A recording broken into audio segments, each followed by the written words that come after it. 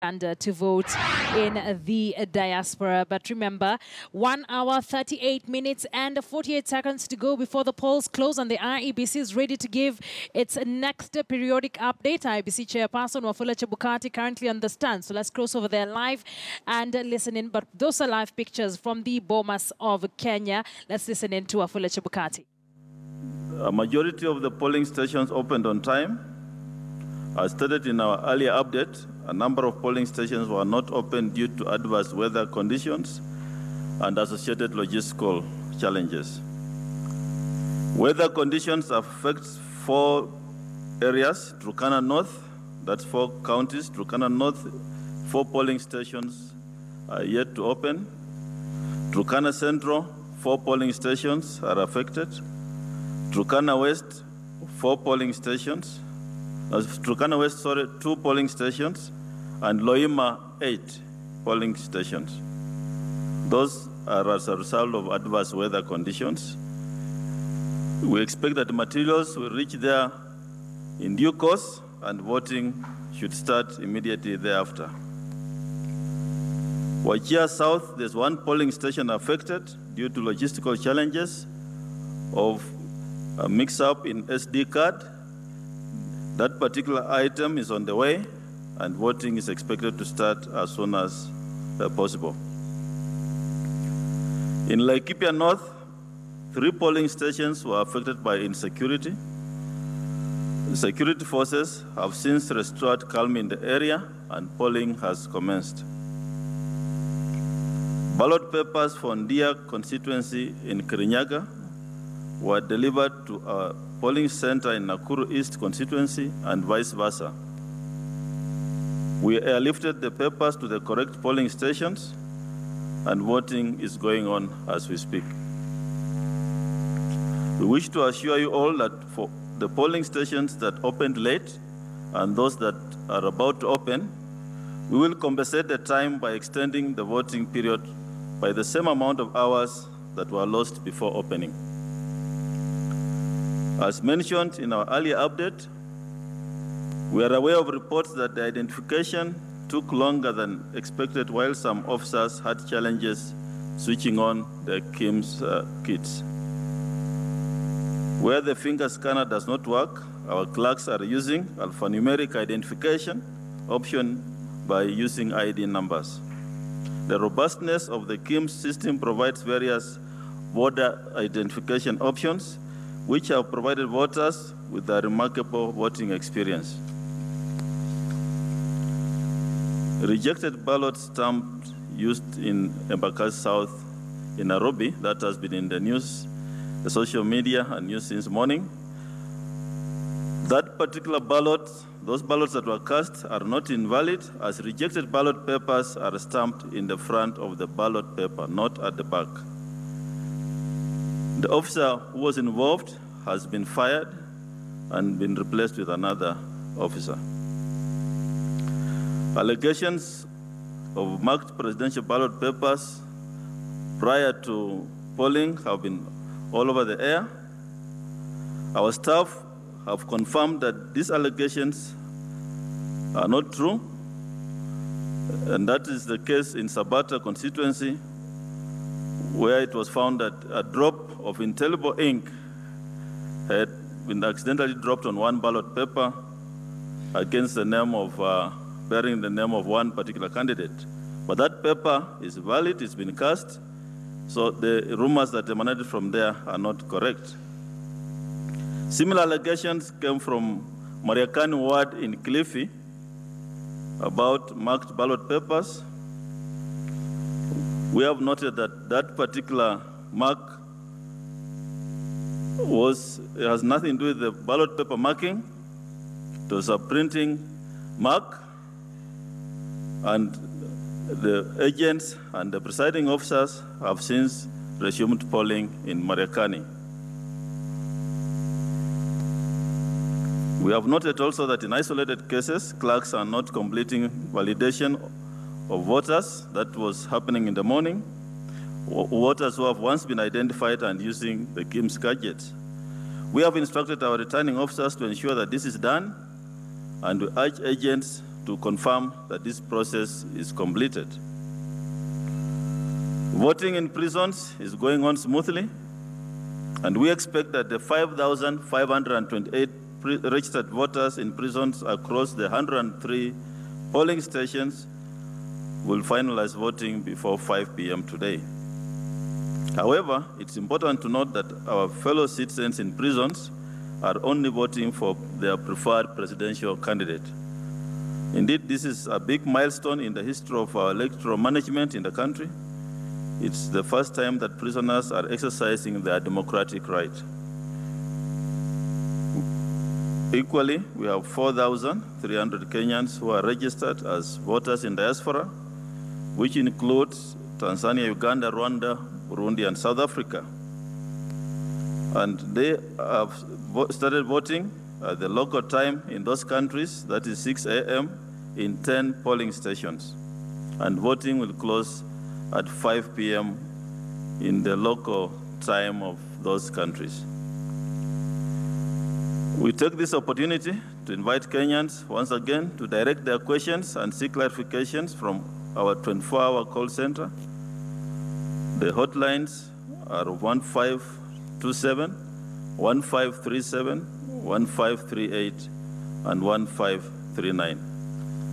Thank you very much. If there are any questions, you can pose them to us.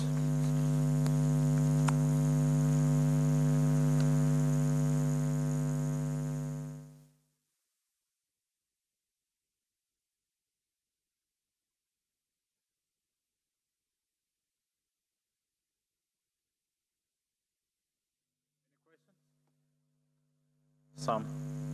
Salim. Sam. Sorry, thank you. Nimro Tabu from NTV.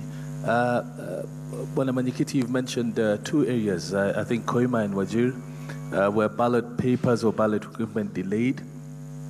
I'm wondering how much time do the voters have to cast their ballot, considering that the polling stations will have to close by 5 p.m. Thank you. Okay.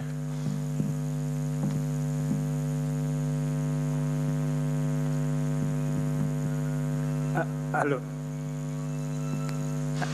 Hello, Mr. Chairman. My name is Walter Menya from Nation Media. Now, you've talked about one clerk being fired. In my understanding of the Elections Act, whatever happened in by whatever this clerk did could constitute an electoral offense. What else are you going to do besides firing the person?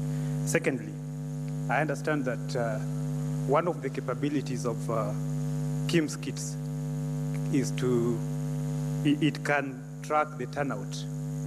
Could you give us the turnout as at now?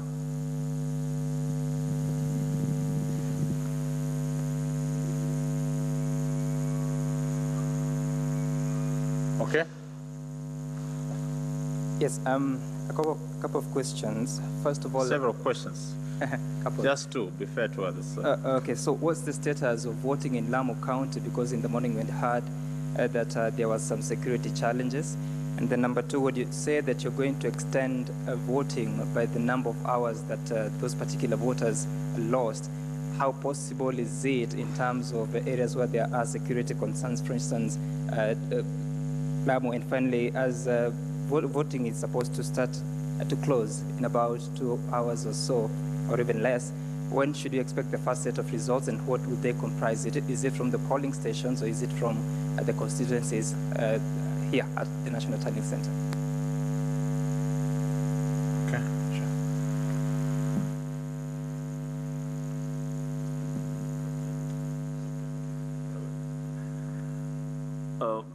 The issue of voting hours. Now, if voting starts now, we expect that those polling stations will get similar amount of time as those who started voting at 6 in the morning to 5 p.m.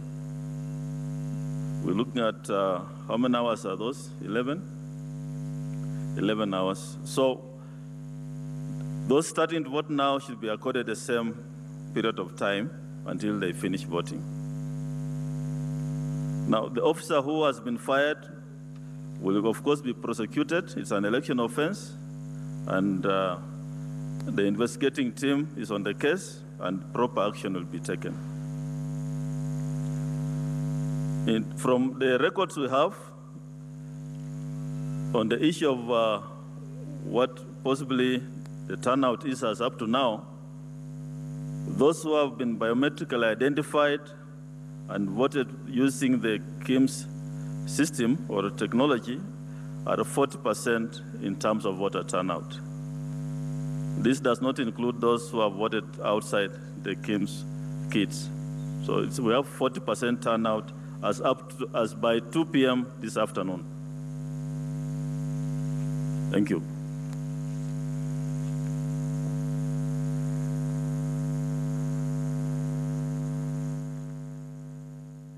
Yeah, to just clarify on the turnout and how it works. Thank you, Chair, for that. What we've been trying to do is to monitor turnout as generated by the KIMS kit. What happens is that the KIMS kit is able to push back the data after every hour, and not all the kits are able to push the information at the same time, depending on the network coverage and the issues that might be at stake at that particular moment. And the 40,000 turnout is based on records from 25,000 kits. 25,000 kits as of at 2 p.m. As at 2 p.m. So we got that report that 40% participation rate had been recorded. That does not include the kits that had not submitted at that particular time. But we expect that number to increase as we go along. Our target is to ensure that we have at least 40,000 kits giving us the data. But at the time of closure, of course, we should be able to have an indication in terms of the participation rate from the kits. The actual turnout will be based on the results, forms that have been provided by the returning officer or the presiding officers at the polling station. But this interim report of 40% is based on 25,000 kits reporting back as at 2 p.m. Today. So any other question? Yes, the gentleman. My name is Ken Wareahe from K24. Niruhusu niulize swali hili kwa lugha ya Kiswahili. Na ni kwamba tarehe 8 mwezi wa 8 mwaka huu wa 2017 ndio tarehe rasmi ya uchaguzi mkuu, na ndio tarehe iliyochapishwa kwenye gazeti rasmi la serikali. Lakini tungetaka kujua maeneo ambayo yamepata changamoto ya kuandaa uchaguzi kama maeneo ya Turkana na Wajir kama mlivyosema. Itakuwa vipi iwapo kufikia saa 6 usiku kuna maeneo ambayo watu hawatakuwa wameshiriki zoezi hili, na ni kwamba baada ya hapo tarehe 9 sio siku ya uchaguzi? Labda kuna mpango wa kuchapisha tarehe 9 kuruhusu nyinyi kuendelea na zoezi lenyewe. Na la pili ni kuhusu maafisa ambao huenda wakasimamishwa kazi wakati zoezi hili likiendelea. Je, ni maafisa wengine ambao walikuwepo ambao walikuwa tayari wamepata mafunzo ambao wanachukua nafasi hizo, au maafisa hawa wapya wanatoka wapi ili kuchukua nafasi hizo? Isiwe kwamba kuna watu ambao hawajakula kiapo na wanaanza kusimamia uchaguzi pasi na kanuni kuzingatiwa. Shukran. Good. Can we...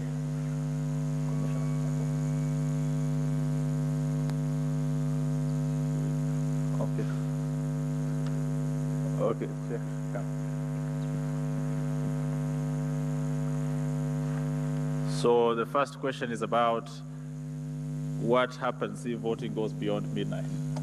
And the second one is about the people you got to replace the others. Asante sana. Nitajibu kwa Kizungu, lakini nitajibu pia kwa Kiswahili. Kwa yale maeneo kama Turkana, Wajir, ambapo tumepata changamoto kidogo kwa sababu ya hewa ya anga. Kulikuwa na mvua nyingi katika Turkana, ambapo tumetumia chopa kupeleka karatasi za kupigia kura pale. Tunajua kuwa inaweza zidisha watu wapige kura mpaka saa 6 ya usiku leo ama saa 7 ya usiku.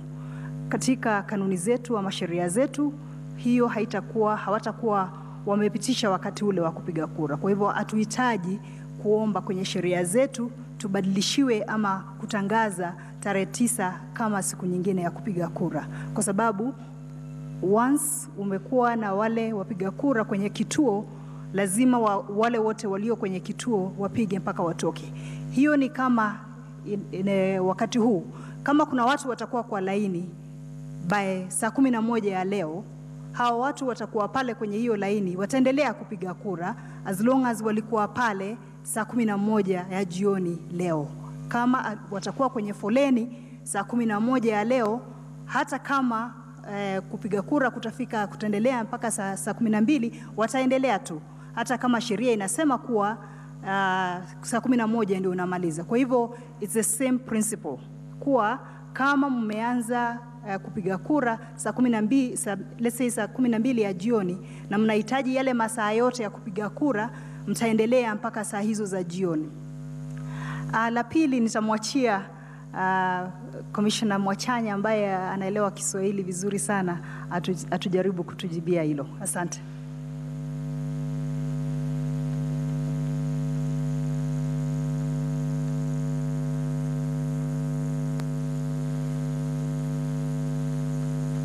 Hamjambo wa Kenya wenzangu. Wale maafisa waliokuwa wamefanya zoezi hili kuonekana kama litakuwa na shida, vile chairman alivyosema, kutolewa kwao ni lazima wawe wataekwa wengine ambao wameshakula kile kiapo, na wale ambao ni wa kiwango cha juu kama kina Arose, wale ambao hawakuweko pia wao tumepeana maafisa ambao tuko nao tayari ndani na tukawagazeti na wakaenda. Kwa hivyo hakuna mtu yote anayeendesha shughuli hii ambaye hajakula hicho kiapo.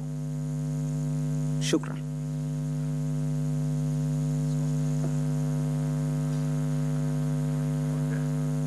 My name is Nicholas Lele from CAS TV.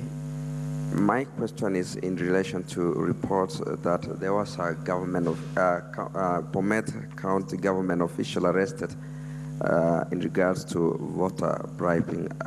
I want to know if you have this report and what is your position in relation to this as a commission. Okay. Mimi naitwa Alimanzu kutoka KTN. Swali langu ni kuhusiana na baadhi ya vituo kutoka maeneo ya Turkana. Bwana Ezra, nadhani mnafahamu hali ya Turkana vile iko hapa tunapozungumzia swala la usalama, na iwapo mtaongeza muda mpaka nyakati za usiku, pia tunaangalia swala la usalama kwa wapigaji kura. Je, kuna uwezekano wa kura kufanyika kuanzia kesho asubuhi sehemu kama zile ambazo umezitaja za Turkana North, Turkana South, West na hata sehemu za Loima? Asante. Okay, the last one. Yes, my name is Isaac Lemoka from KBC. My question is, you've talked about clerks not completing validation process, and we understand that if the process is not complete, then there are high chances of losing data. And you've instructed your officers to complete the process. What happens to the cases where this process was not complete? And my second question is, after the polls are closed, I mean, when do we expect the first batch of results?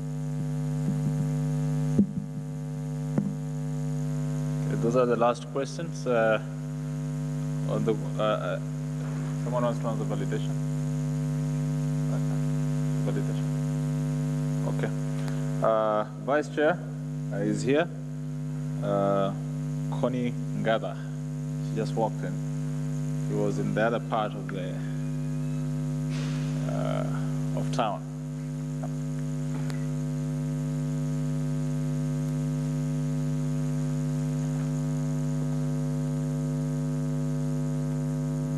Thank you, Ezra. I've just come from the field, and one of the places that I visited was Moi Primary School and Kariakol. One of the things that we saw is some of the clerks are not validating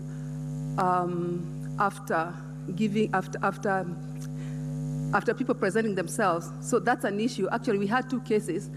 And what we did in those cases is that we called the agents, the party agents, then we discussed and we counted the number of votes that were given. So after counting, then we put it in the diary, and from there, then we record the issues. Then in one of the cases, we had to restart the KIMS again. And you know, what happened, the issue was that they had not used the correct QR code. So we got the QR code and restarted the KIMS. In what I saw in the 2 stations, really, it was just 2 cases. And this was sorted out within a very short time. And then the voting continues. Thank you. Thank you, Vice Chair. That's an example of what was happening in the field. But the question as to whether data is lost if there's no validation, the data is not lost, but it takes longer to narrow down to the specific information that you may require. So it's critical, therefore, that the validation takes place immediately the identification is complete before the voter is given the ballots to vote. I want to invite Chair to talk about the issue on extension of voting beyond the gazetted date of 8th August, as well as the bribery issue in Bomet.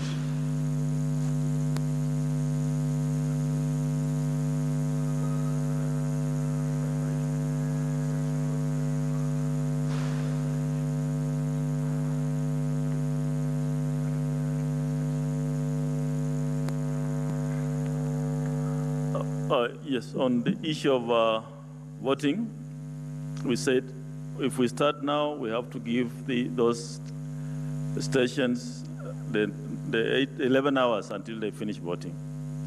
Now, voting has started today, the 8th of August, and it must continue until it finishes.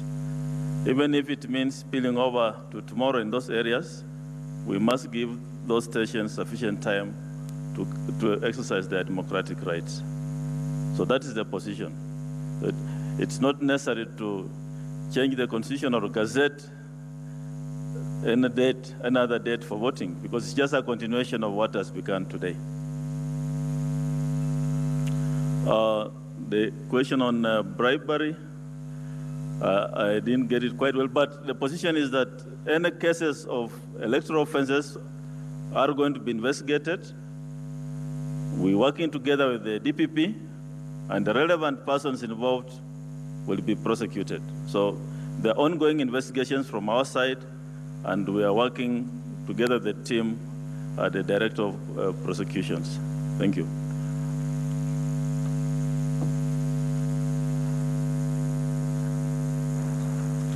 Okay, at this point, I want to say thank you very much, and we hope to have another briefing at 6 p.m. this evening. Thank you.